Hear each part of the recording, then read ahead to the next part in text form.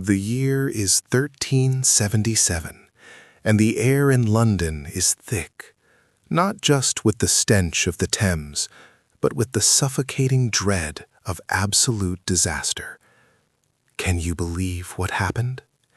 The mighty engine of the Plantagenet dynasty, forged in fire and conquest, suddenly sputtered, coughed, and died, leaving behind a silence that screamed catastrophe. The great Edward III, the man who brought France to its knees, was gone, his last days spent in a shadow of senility and grief, leaving the entire kingdom adrift in a sea of debt, plague, and unending war, a catastrophe no one saw coming, even though the signs were etched into the very soil of England. His heir, a terrified, golden-haired boy named Richard, barely 10 years old, suddenly thrust onto a throne that felt less like a seat of power and more like the highest, most exposed peak of a crumbling mountain range. Imagine the horror, the crown, heavy with centuries of blood and ambition, sinking onto the fragile head of a child. This was not a smooth transition. This was an earthquake of succession. The kingdom was financially ruined, the coffers empty, and the great noble families, the king's own uncles, especially the titanic figure of John of Gaunt, were circling like magnificent, hungry vultures, ready to carve up the child king's authority for their own gain. Richard's coronation was a grotesque pageant of false hope.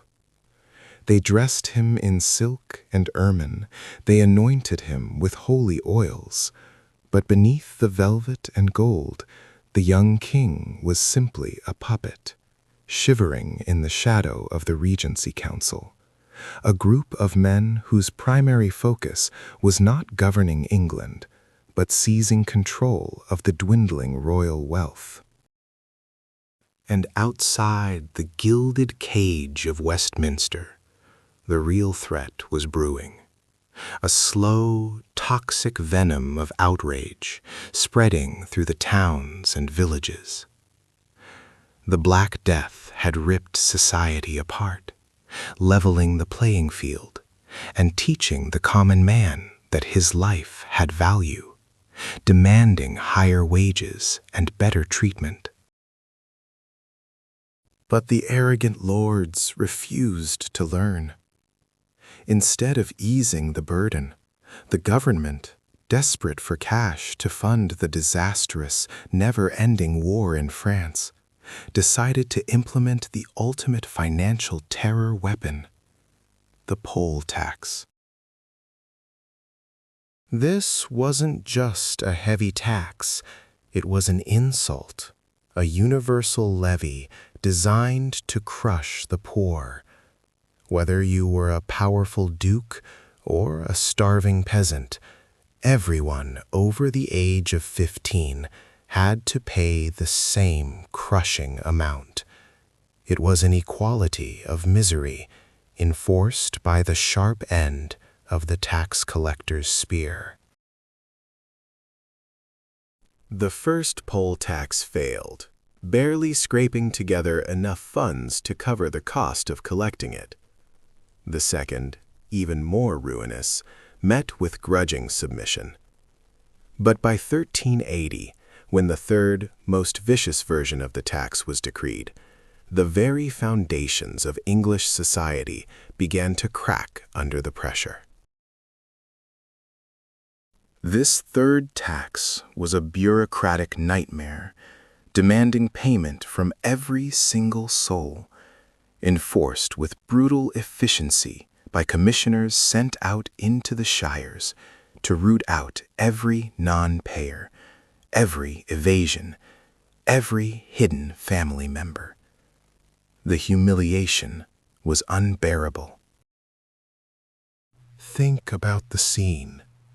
A poor farmer, already struggling to feed his family, watching as a royal official, backed by armed guards, demanded the coin that meant the difference between surviving winter and starving in the ditch. The common man had been pushed past the breaking point. Richard II was oblivious, locked away in his palace, taught to believe in the divine, untouchable right of kingship, while the ground beneath his castle was starting to rumble with human rage.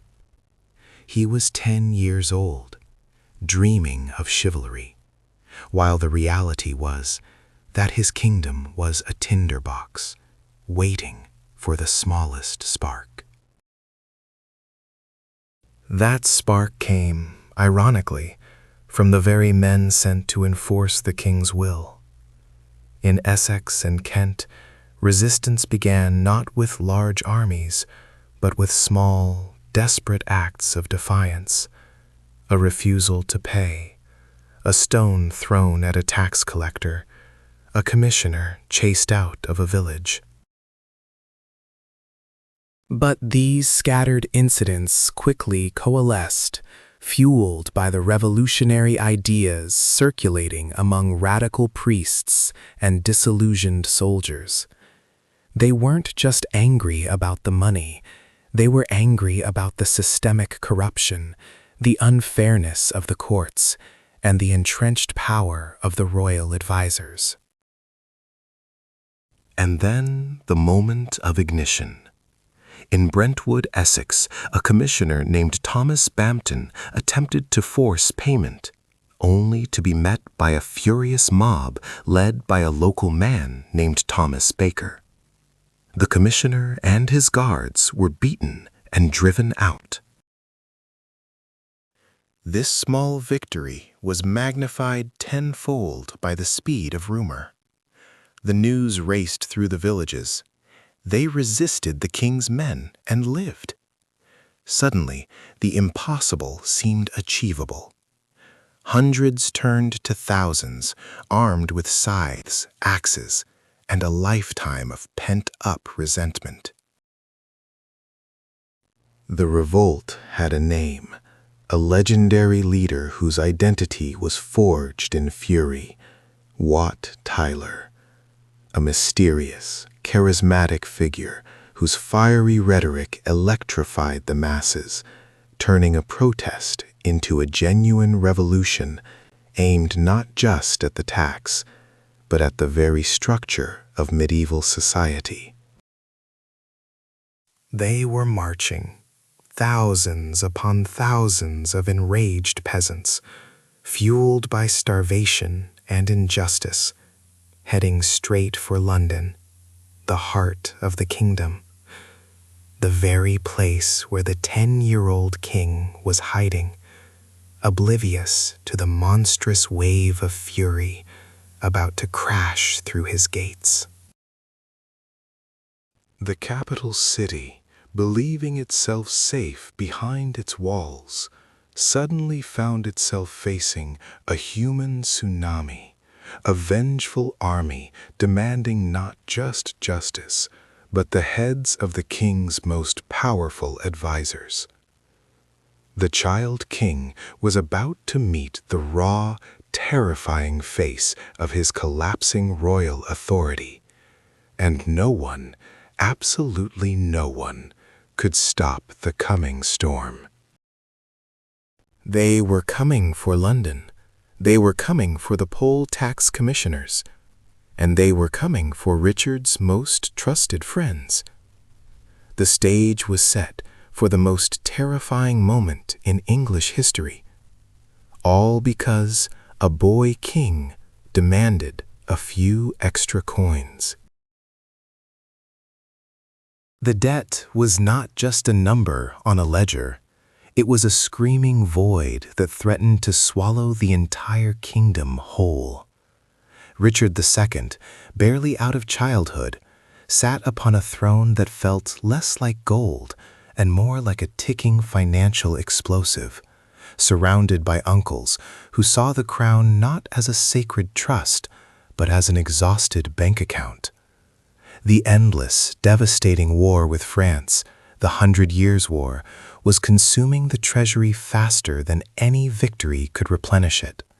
Every mercenary hired, every ill-fated expedition launched across the Channel meant another crippling mortgage on England's future. The Regency Council, dominated by the ambitious shadow of Richard's uncle, John of Gaunt, needed an immediate, catastrophic solution to this oceanic debt. Their eyes landed on the one source they thought couldn't fight back: the common man. They convinced the young king, or rather, they convinced themselves, that the people had to pay the price for aristocratic glory and administrative incompetence. This wasn't the first time they had attempted this economic horror show. The first poll tax in 1377 was already a moral outrage, a fixed rate per head designed to be equitable, but failing miserably to fill the cavernous hole. Then came the second one in 1379, slightly adjusted, marginally less disastrous, but still an administrative nightmare and a profound insult to the heavily burdened peasant who felt the sting of every single coin taken. But it was the third, the ultimate, final, desperate levy of 1381 that truly broke the dam of public endurance and flooded the realm with fury. This was the financial betrayal that sealed the doom of the current regime. The council demanded 3 groats, an enormous, paralyzing sum, from every single person over the age of 15, regardless of their wealth, their occupation, or their ability to pay.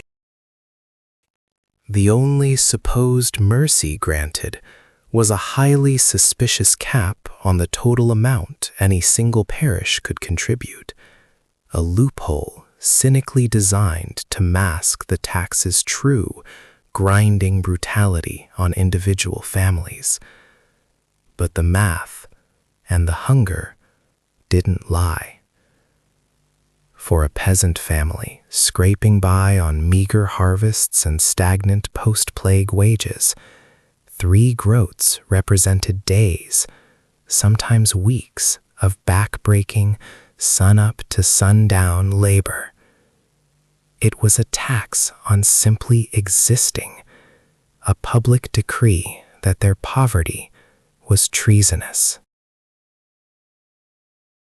The people, already facing ruinous rents, endless feudal obligations, and the spiritual despair left by the Black Death, saw this third levy not as taxation, but as outright state-sanctioned robbery. And who was responsible for enforcing this horror? The villains who rubber-stamped the doom were men like the hated Archbishop Simon Sudbury, the Chancellor, and Sir Robert Hales, the Treasurer. These men, rich, insulated, and utterly devoid of empathy, sent out an army of cold-hearted, notoriously corrupt tax commissioners across the shires. These commissioners were not gentle accountants seeking fair returns. They were ruthless inquisitors, tasked specifically with finding everyone who had deliberately underreported their family size to avoid the staggering cost of the levy. The official records from the period are chilling. In many villages, the reported population suddenly dropped by almost a third between 1379 and 1381, a demographic miracle that the crown immediately knew was fraud.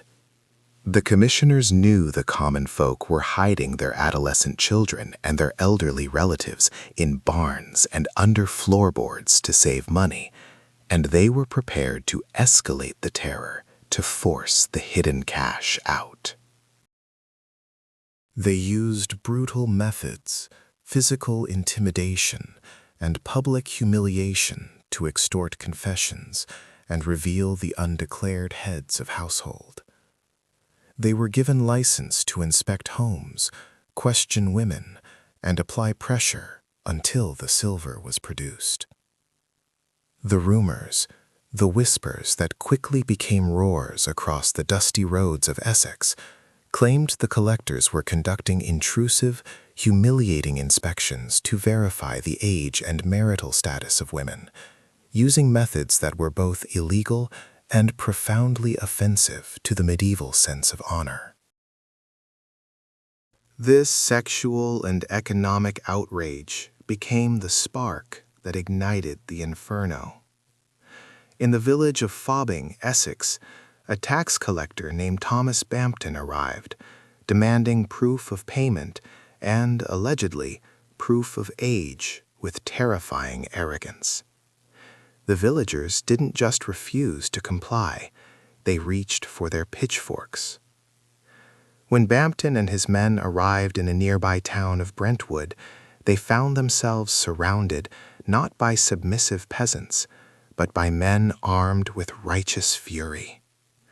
The royal sergeant sent to enforce the law was immediately overwhelmed, his head split open on the cobblestones of Essex in a sudden, brutal burst of defiance. This was not mere resistance. This was open, undeniable, treasonous rebellion against the king's law, and the people waited for the swift retribution that never came. The message flew across the fields of Kent and Essex faster than any royal messenger could ride. We killed the king's man, and the king did nothing. Suddenly, the disorganized rage found its terrible, charismatic leaders. Wat Tyler, a mysterious veteran whose past was shrouded in the dangerous clarity of a born revolutionary, rose in Kent, speaking with fierce conviction about the failure of the established order. Beside him marched John Ball, the mad priest of Kent, a fiery radical cleric who used his sermons not for piety, but for revolutionary propaganda. Ball asked the eternal, burning question that haunted the entire feudal structure, a riddle of class warfare that echoed across the fields. When Adam delved and Eve span, who was then the gentleman? The fields began to empty. Thousands of desperate armed peasants, agricultural laborers, disgruntled artisans, and even some impoverished parish priests started marching. They were not seeking justice in the king's court. They were seeking bloody vengeance in the king's capital. Richard II, sheltered high within the stone fortress of the Tower of London, suddenly heard the distant, terrifying sound of a mob larger than any army his kingdom possessed, fueled by starvation, hatred for his uncles, and the sheer terror of having nothing left to lose. The boy king was about to meet the true, raw, and utterly unleashed power of the English people, a force that would test the very foundations of his divinely appointed rule. The boy king was about to meet the true, raw, and utterly unleashed power of the English people, a force that would test the very foundations of his divinely appointed rule. That power was not fueled by abstract philosophy or loyalty to a banished duke. It was fueled by the most desperate, primal human fear, the fear of starvation, compounded by the sheer, audacious tyranny of the Crown's moneymen. England was not just poor, it was fiscally annihilated, a kingdom teetering on the edge of the abyss, thanks to the bankrupting ambition of the 100 Years' War. Edward III's grand conquest had left behind a legacy of glorious debt, a staggering liability that threatened to sink the entire ship of state before Richard II could even grow a beard. The Regency Council, led by the iron fist and bottomless political cunning of John of Gaunt, needed revenue, and they were willing to commit economic treason against their own subjects to get it. They had already tried the usual levers, squeezing the merchants and begging the monasteries, but the deep, existential hole in the royal treasury demanded a solution both radical and monstrously unfair. They needed a source of income that was inescapable, universal, and immediate. They invented the poll tax. This wasn't a tax on wealth, which the powerful could easily dodge, or on trade, which fluctuated with the economy. This was a flat, brutal hammer blow, delivered directly to the skull of every single living English subject over the age of 15. It was the ultimate statement of governmental desperation, declaring that simply existing in England now came with a price tag. The first iteration, launched in 1377, had been a tremor of annoyance, absorbed by the weary populace. But the war machine demanded endless fuel, and the council returned in 1379 with another levy, slightly graded, yet still draining the meager resources of the common folk. The final, fatal mistake, the act that would unleash hell upon London, came in 1380. Parliament, blinded by its own aristocratic privilege and completely deaf to the roaring misery of the countryside, authorized the third poll tax, a demand for 3 groats from every soul. This sum, nearly 1 shilling and 4 pence, seems insignificant to modern ears, but for a medieval peasant family, subsisting on thin gruel and endless labor, it represented weeks, perhaps a month, of hard, back-breaking wages. It was the food from their children's mouths being ripped away to fund the failing vanity projects of distant lords. It was the absolute limit. They were being asked to pay for their own poverty, to subsidize the very system that crushed them under the weight of serfdom and the iron constraints of the Statute of Laborers, which had frozen their wages decades earlier. But the law, terrible as it was only half the story. The true terror lay in the enforcement. Tax evasion, driven by necessity and desperation, was rampant. Families lied, hid their teenage children, and presented their wives as being safely under the taxable age limit of 15. The Crown, realizing it had been defrauded of vast sums, reacted with typical aristocratic ruthlessness. They dispatched commissioners, hardened, cynical financial inquisitors, into the most densely populated and volatile regions of the Southeast. These men were granted terrifying, almost dictatorial power. They were instructed to verify ages, to cross-reference parish records and to demand immediate payment, backed by the threat of imprisonment or crippling fines. They were not merely collecting money. They were enacting an aggressive, invasive census designed to expose every last hidden shilling. Imagine the scene: a commissioner, flanked by armed men, descending upon a small, isolated village. He demanded to inspect every household, eyeing nervous children, challenging parents on the age of their daughters, and using intimidation to force confessions of unpaid dues.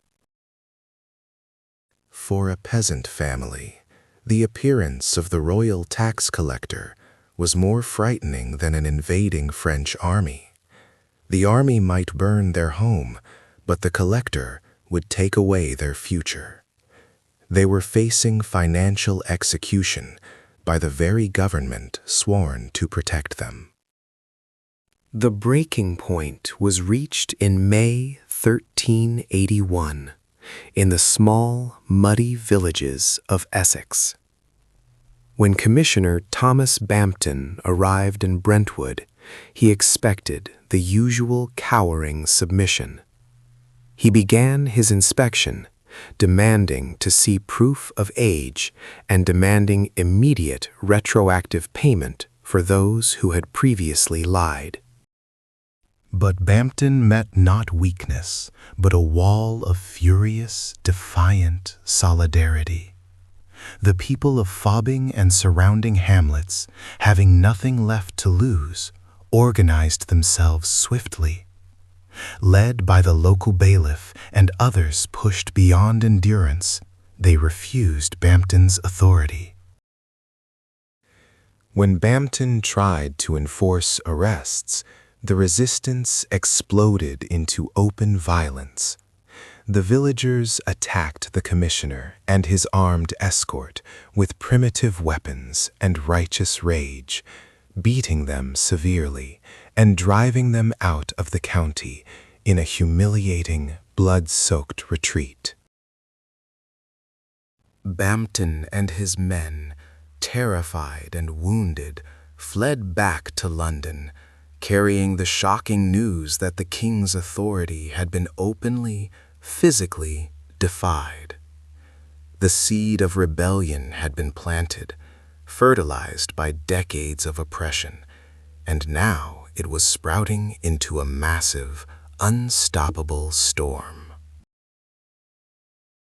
News of the victory in Essex traveled down the ancient Roman roads and across the ferry crossings of the Thames with impossible speed. The peasantry of Kent, already notorious for their independent spirit and their deep resentment of the feudal lords, needed no further encouragement. This was the signal they had waited for. The revolt of 1381 was no longer a regional disturbance. It was a wildfire spreading across the heart of England. It was a leaderless, chaotic surge of collective suffering, demanding justice, or failing that, vengeance. But chaos demands structure, and vengeance demands a general. Into this terrifying vacuum stepped two figures who would change the course of English history forever, terrifying the aristocracy to its core. The radical preacher John Ball and the charismatic, hardened leader known only as Wat Tyler. Tyler, a man of uncertain background, perhaps a former soldier, maybe a simple craftsman, possessed the rare, explosive mix of anger and organization needed to harness the milling thousands. John Ball, meanwhile, had been preaching the revolutionary gospel of social equality for years, his sermons ringing with the dangerous question, When Adam delved and Eve span, who was then the gentleman? Together, they began to forge the scattered, desperate bands of villagers into a coherent, organized army. Their goal was no longer merely to abolish the tax. Their goal was to march on London, find the 14-year-old King Richard, bypass his treacherous council, and force him to sign a document that would abolish serfdom, destroy the Statute of Laborers, and fundamentally dismantle the entire feudal structure that had held them in chains for centuries. The boy king, secluded in the Tower of London, was about to face a nightmare storm of 60,000 peasants, armed with axes, pitchforks, and an unquenchable thirst for social revolution.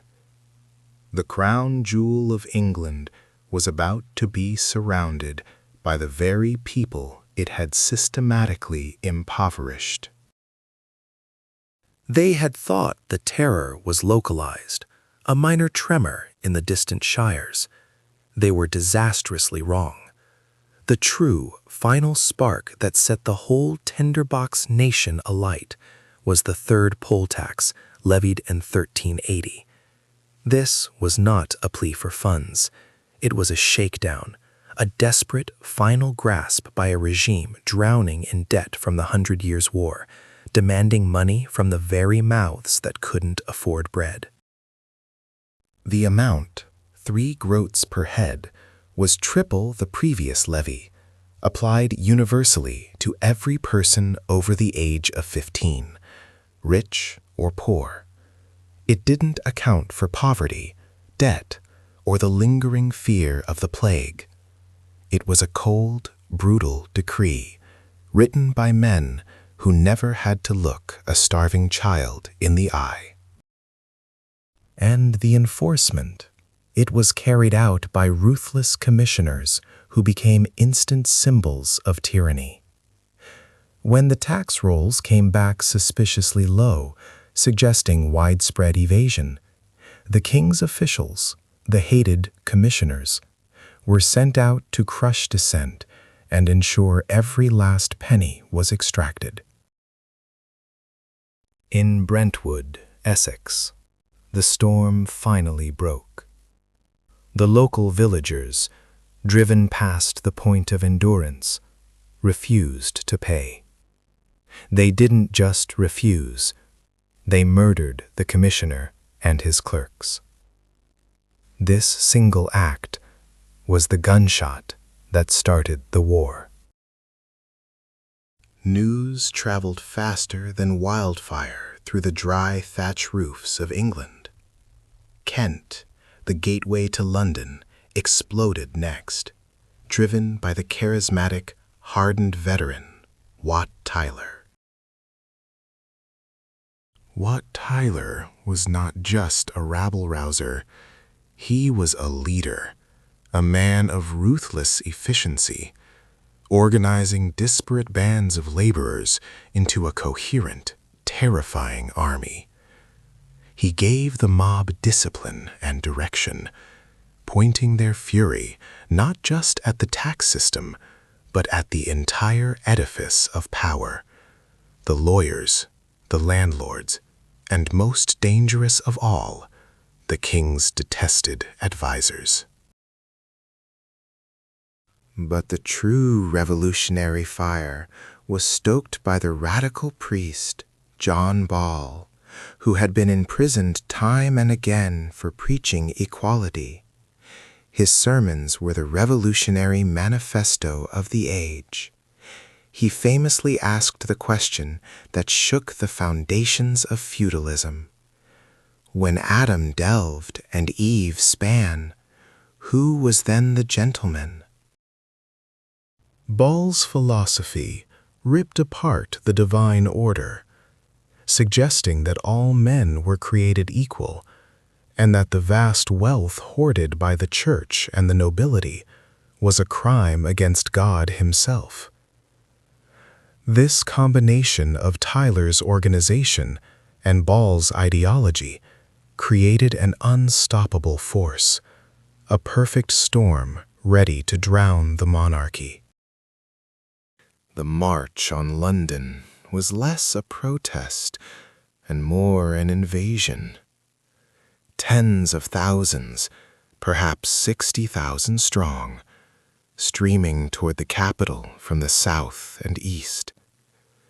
They destroyed records, burned manor houses, and liberated prisoners, all while chanting their terrifying new slogan, "No more serfdom." Inside the Tower of London, the 10-year-old King Richard II was trapped, surrounded by his terrified uncles and advisors, most notably the hated Robert Hales, the treasurer who had engineered the catastrophic poll tax. The atmosphere within the ancient fortress was pure panic. They could hear the distant roar of the approaching multitude, a sound like a coming tidal wave of human rage. London, a city historically resistant to peasant incursions, was paralyzed by fear. The city gates, which should have been their impenetrable defense, were betrayed. Whether by terrified officials or sympathetic commoners within the city walls, the drawbridges of London were lowered, and the dam broke. It wasn't just common peasants flooding the streets. London apprentices and poor laborers who shared the same grievances against the crown and the corrupt merchants joined the chaos instantly. The city, the symbolic heart of England, was immediately lost to anarchy. The rebels knew their targets with surgical precision. They didn't waste time on random looting. Their primary objective was the temple, the heart of the legal system, where they burned all the records, deeds, bonds, and charters, the very chains of their serfdom. Then came the ultimate, unthinkable confrontation, the siege of the Tower. The very seat of royal power, guarded by the king's own men, was surrounded by a sea of enraged commoners, demanding to speak directly to their king. Richard II, sheltered within the massive stone walls, looked out upon a nation that had simply ceased to obey. His mother, Joan of Kent, wept openly, recognizing the gravity of their imminent doom. The advisors, fearing for their lives, urged Richard to flee, to hide, to send forth an army. But Richard knew, or was perhaps forced to realize, that there was no army capable of stopping this tide, not without unleashing a civil war that would destroy the throne entirely. What Tyler's demands were clear and shocking. Abolition of the statute of laborers, cheap land rents, and the execution of the king's most detested ministers. They weren't just asking for less tax. They were demanding the end of the entire medieval social order. Richard's counselors were frozen, incapable of action, seeing only death outside the walls. But the young king, under unimaginable duress, made a decision that would define his entire reign. He agreed to parley. On June 13th, 1381, A small, heavily protected royal party ventured out to Mile End, where the immense rebel army was gathered. This was the moment of truth, the ultimate gamble of the crown. The sight of the king, just a boy in royal robes, standing before 60,000 armed men who despised everything he represented, was the most precarious moment in the history of the English monarchy. He was facing a revolution led by the ideology of John Ball and the iron fist of Wat Tyler. Richard promised them everything: charters of freedom, the abolition of serfdom, pardon for all their crimes. He signed the documents, sealing the promise with the Great Seal, knowing full well these promises were the only shield between him and immediate execution. But while Richard was playing the diplomatic game at Mile End, the ultimate betrayal occurred back at the Tower. A smaller, more radical contingent of rebels, having been allowed entry by complicit guards, breached the inner defenses. They weren't interested in charters. They wanted blood. They stormed the private chambers, dragging out the most reviled figures of the regime: Simon Sudbury, the Archbishop of Canterbury and Chancellor, and Robert Hales, the treasurer. Sudbury, a man of God and high office, was dragged across Tower Hill. His execution was brutal, clumsy, and terrifyingly public. The rebels celebrated by placing his head on a spike, facing London Bridge, a clear, bloody message to Richard that his authority was utterly meaningless. The young king had sacrificed his dignity and his power to Mile End, only to return to a fortress stained with the blood of his highest ministers. The revolt had not been quelled. It had just claimed its first, most shocking victims. The ultimate confrontation, the showdown between the boy king and the revolutionary general, Wat Tyler, was now inevitable, set to explode the very next day, and the stakes could not have been higher. The true test of Richard's divine right was about to begin. The year 1381 did not merely arrive, it erupted like a volcano beneath the very foundations of the English throne, spewing fire and molten rage across the countryside, directed straight at London, the beating heart of the corrupt system. The sound of thousands of boots marching, thousands of desperate screams fueled by starvation and the tyrannical weight of the poll tax. This wasn't just a riot. This was a meticulously coordinated, grassroots military operation executed by men who had nothing left to lose, led by the enigmatic, terrifying figure of Wat Tyler, whose name struck fear deep into the hearts of every noble and clerk. Their first targets were not the castles or the battlements, but the symbols of their oppression: the lawyers, the tax collectors, and the meticulously kept records detailing exactly how much misery they owed the crown.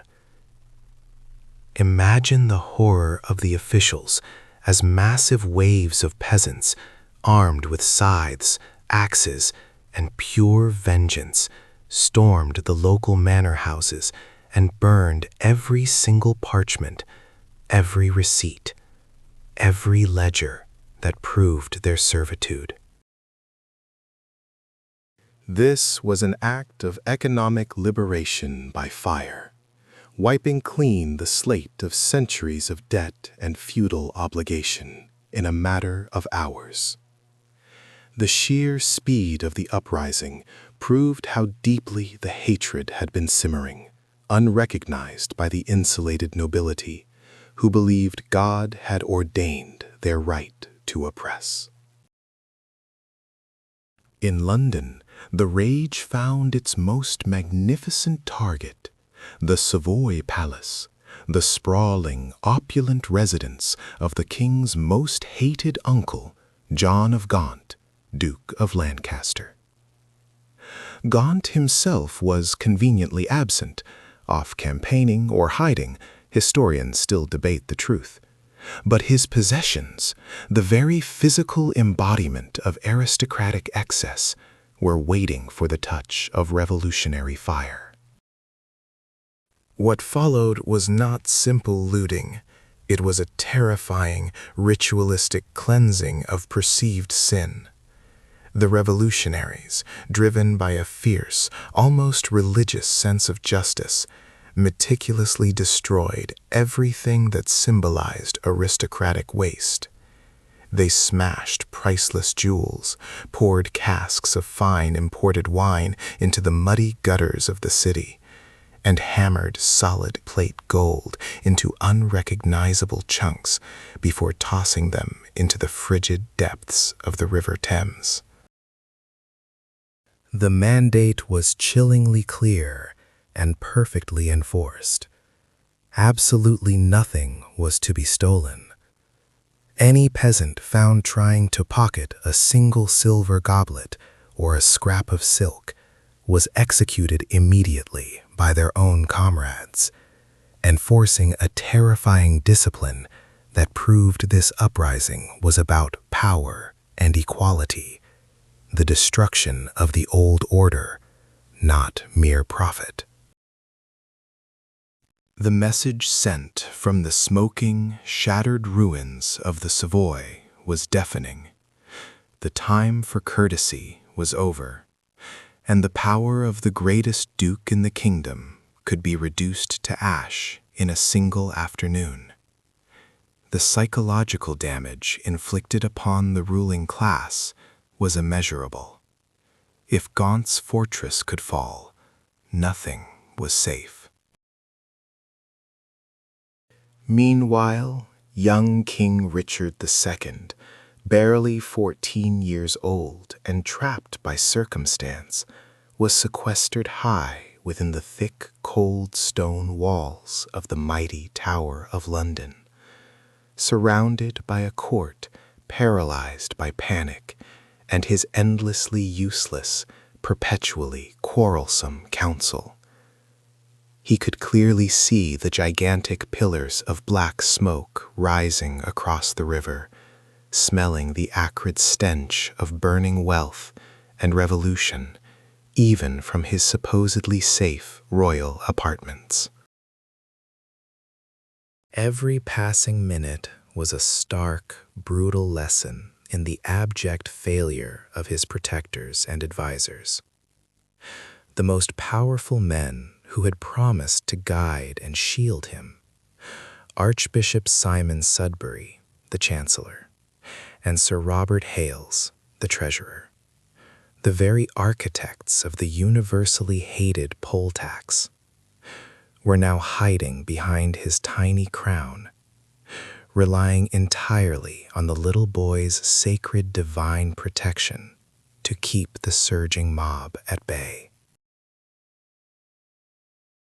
The revolutionaries knew exactly who they wanted. They were not satisfied with burning buildings. They demanded blood, specifically the head of Simon Sudbury, the Archbishop of Canterbury, who had championed the most recent, most crushing iteration of the tax, and Hales, the man directly responsible for squeezing every last penny out of the starved population. The Tower, the ultimate, impregnable symbol of royal authority and London's defense, suddenly felt like a suffocating trap, a cage built specifically to hold the very men the rebels sought to eliminate. The thousands surrounding the fortress walls were not just shouting threats, they were making explicit promises of gruesome public execution, their voices carrying across the moat and chilling the blood of the desperate nobles huddled inside. The military response from the council was catastrophic. It was non-existent. The mayor of London, the aggressive and decisive William Walworth, was prepared to fight, urging the young king's council to launch a sudden, decisive charge against the disorganized rabble gathered outside, to use the moat and the high walls as a systematic killing ground to disperse the insurgents. But cowardice had poisoned the minds of the leading nobles and clerical leaders. They argued, they debated, they cowered behind the ancient assumption that the commoners would never dare attack the king himself, thus failing entirely to grasp that this new, revolutionary breed of rebel saw no difference between the king's theoretical authority and the grinding tyranny of his wicked ministers. The only decision they could unanimously agree on was inaction, a catastrophic, suicidal choice that gifted the initiative entirely to the peasant general, Wat Tyler, and allowed the revolt to gain terrifying momentum and organization within the city walls. Richard, watching his entire kingdom unravel beneath the smoke and the chaos, realized that his council was not just useless, they were a liability.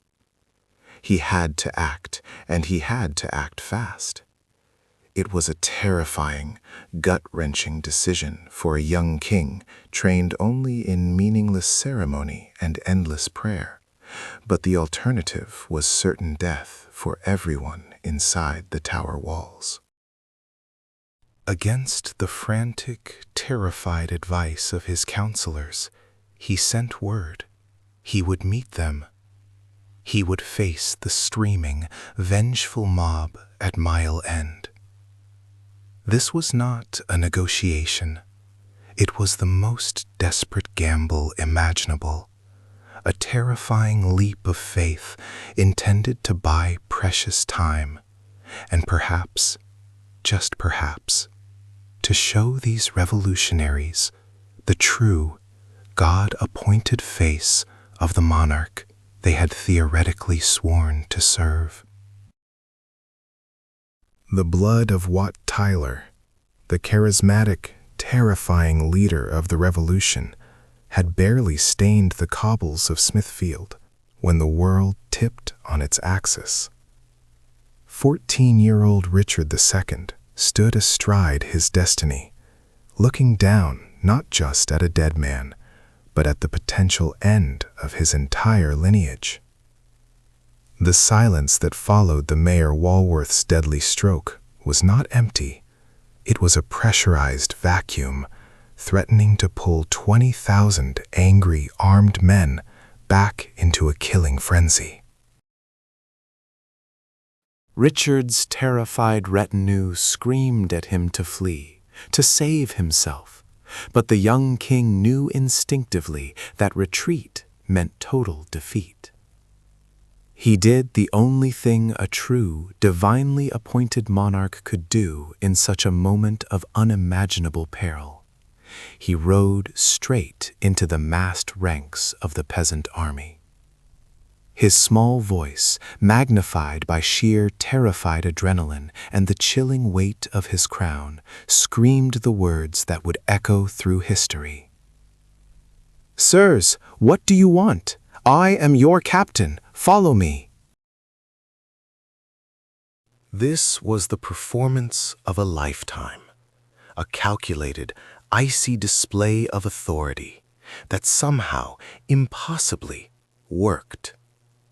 The rebels, leaderless, confused, and momentarily hypnotized by the sudden, singular presence of the king himself, began to follow him away from the scene of the bloodshed, drawn like iron filings to a magnet.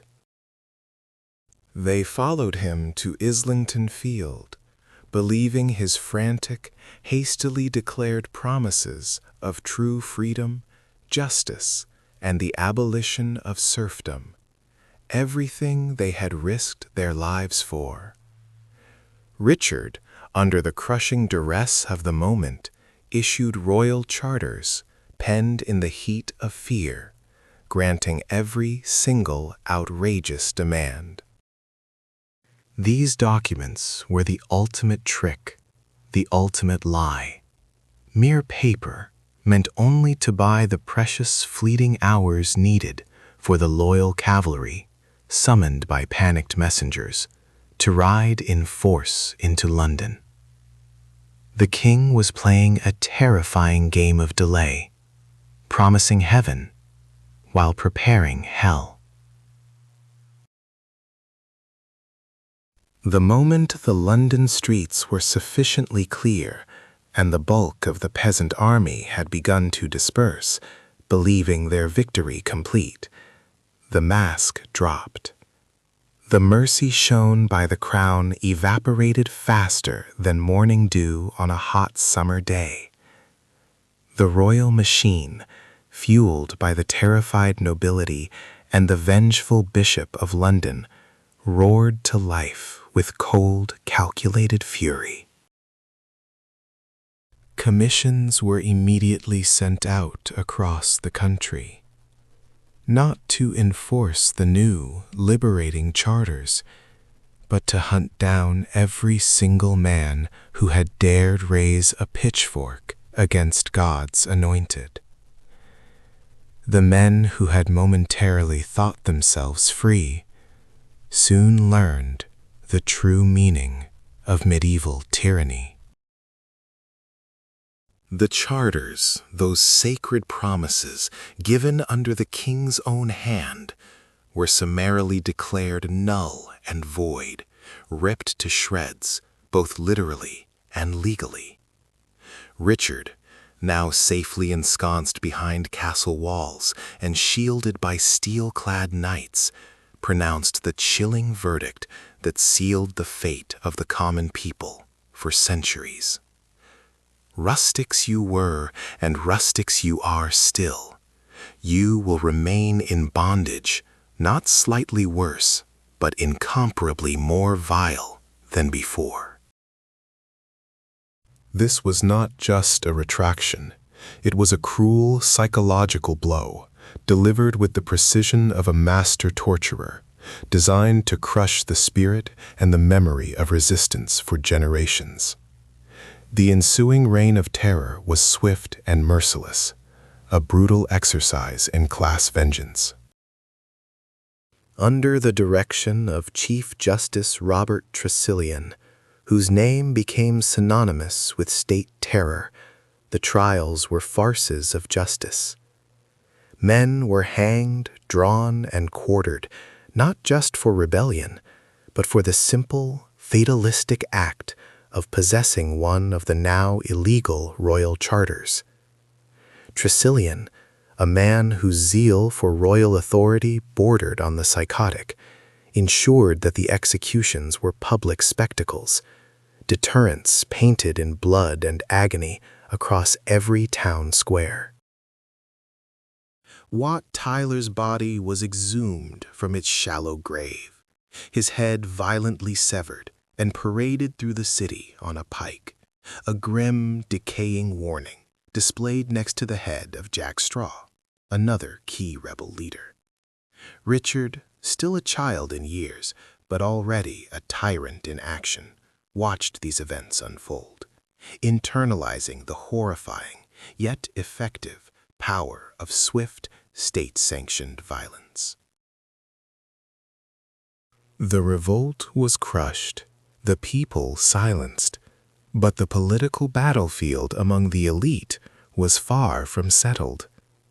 Richard had proven his personal, almost miraculous courage at Smithfield, yes, but he had also exposed the crown's fundamental, debilitating weakness. It was financially broke, politically vulnerable, and utterly dependent on the fickle loyalty of its great magnates for military force. Parliament, dominated by the wealthy landowners whose rents had been threatened, was furious. They did not blame the peasants. They blamed the king's corrupt, inefficient council for pushing the people to such a point of desperation. The crisis gave Richard's enemies, particularly his powerful and perpetually ambitious uncle, John of Gaunt, who had been conveniently out of the country during the revolt, massive leverage to demand concessions. The nobles demanded greater, more intrusive control over the king's finances and his immediate choice of advisors. Richard resisted fiercely. He had felt the taste of absolute power after Smithfield, the intoxicating realization that he had saved the kingdom single-handedly, and he saw no reason to share his newfound, hard-won authority with the very uncles who had left him exposed. This clash set the stage for the next decade of explosive, terrifying conflict. Richard, deeply traumatized by the fear of being overthrown by his own people and utterly mistrustful of his powerful, grasping uncles, began to cultivate his own clique, the court party. Men like Robert de Vere, Earl of Oxford, rose meteorically through Richard's favor, showered with titles and wealth, becoming the loyal counterweight to the old, established nobility. De Vere, a man of dazzling charm but questionable military skill, was granted the unprecedented title of Duke of Ireland, a move that scandalized the traditional aristocracy, who saw this as an insult to their own ancient bloodlines and a violation of the established peerage hierarchy. Richard was signaling his intent. Loyalty to him, the king, mattered more than ancient lineage or feudal duty. He was building a wall of personal devotion around the throne, a wall intended to keep the ambitious, demanding lord's appellant out. The trauma of 1381 morphed Richard from a frightened boy into a fiercely defensive, suspicious monarch, obsessed with security and the meticulous display of his personal majesty. He learned that fear worked better than love, and that promises were cheap currency to be spent carelessly. His next move was clear: solidify control, amass funds, and prepare for the inevitable confrontation with the men who truly governed England, the great magnates who saw the young king merely as a puppet to be controlled, not a ruler to be obeyed. The storm of the revolt had passed, but the air was electric, thick with the promise of a far more devastating storm: civil war. The peasant storm of 1381 had passed, but it was replaced by a creeping, suffocating darkness, originating not in the fields, but in the halls of power. Richard, now shedding the cloak of childhood and determined to rule in his own name, looked upon a court that still smelled of treachery and ancient entitlement. He was a king, crowned and anointed, but his authority was a hollow, echoing shell.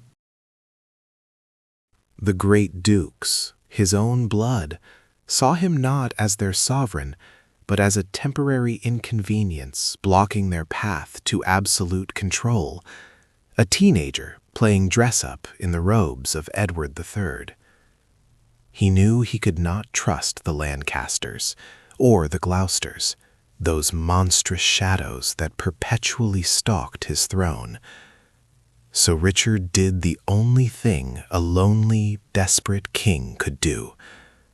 He found solace and counsel in men who owed their rise entirely to him. These were the new men, the novus homo, who served the crown, not the noble houses. They were his shield and his fatal vulnerability, and the most prominent among them was Michael de la Pole. The son of a wool merchant, de la Pole was elevated astonishingly to Earl of Suffolk and Lord Chancellor.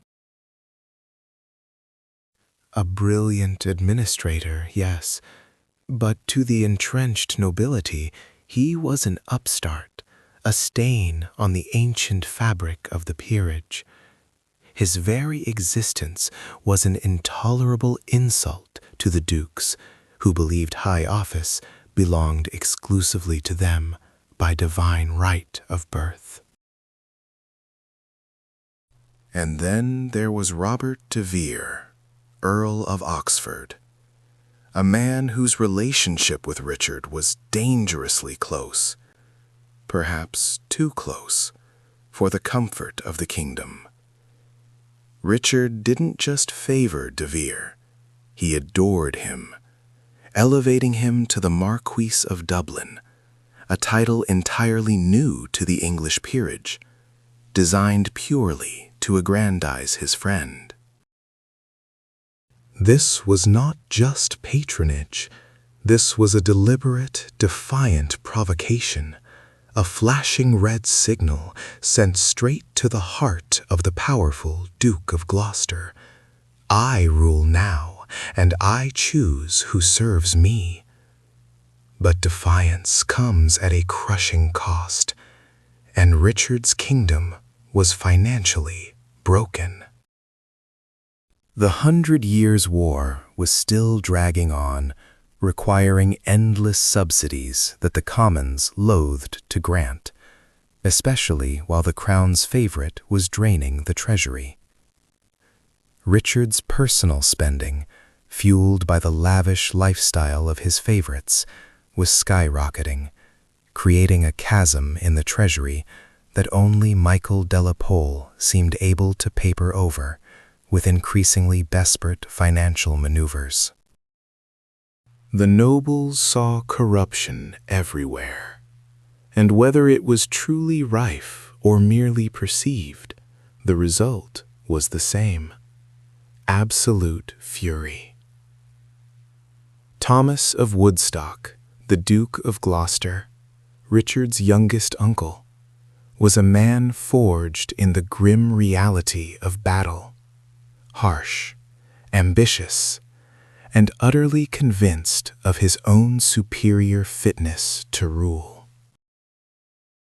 He saw the lavish gifts, the new titles, the reckless abandonment of royal frugality, and interpreted it all as a direct theft from the crown, fueled by the incompetence and greed of these merchant-class parvenus. The storm finally broke in the autumn of 1386. Parliament, galvanized by the outrage of Gloucester and his allies, refused to grant the necessary war taxes unless the king submitted to a total change in governance. It was an unprecedented, earth-shattering power play, demanding the immediate dismissal of Richard's chancellor, Michael de la Pole. Richard, young and proud, was cornered, but he tried to claw his way out with a shocking display of royal hauteur. He famously sent a message to Parliament, a defiant roar of youthful arrogance, stating that he would not dismiss even a kitchen scullion at their request. The response from Gloucester was chillingly swift and brutal. The nobles reminded the boy king, in terms of ice and steel, of the fate of Edward II, deposed and horribly murdered by his own barons when he proved unwilling to heed their counsel. The message was stark: cooperate or face the consequences of deposition. Terrified, with the memory of Wat Tyler's acts still fresh in his mind, Richard capitulated. De la Pole was impeached on charges that were flimsy but politically necessary, and Richard was forced to accept a great and continual council, a commission of 11 nobles, designed to reform the entire kingdom. In reality, this commission stripped Richard of all executive power for a full year, placing the reins of government directly into the hands of his most vicious opponents. Richard had just signed the death warrant of his own sovereignty, handing the keys of the kingdom over to the wolves. But even this was not enough for Thomas of Woodstock. He, along with Richard FitzAlan, Earl of Arundel, and Thomas de Beauchamp, Earl of Warwick, formed a pact, a deadly brotherhood known to history as the Lords Appellant. They were called the Appellants because they formally appealed or accused the king's remaining inner circle of treason. This was not a council of reform. This was a conspiracy of total control, demanding the heads of Richard's friends. Richard, stripped of power and burning with humiliation, fled London. He spent the next year traveling the Midlands, desperately seeking legal opinions that would nullify the commission and declare the appellant's actions treasonous. He was gathering his own small army, preparing for a showdown he knew was inevitable. Robert de Vere, the newly minted Duke of Ireland, was tasked with raising a loyal army in the West. The air thrummed with the sound of sharpening steel. It was no longer a political disagreement. It was a military race for survival, a prelude to civil war. Gloucester and his appellants, hearing of the king's mobilization, immediately declared that Richard's action was an act of war against the established, legitimate government, their own commission. The stage was set for the trial by combat, and in December 1387, the two forces finally collided at Radcot Bridge.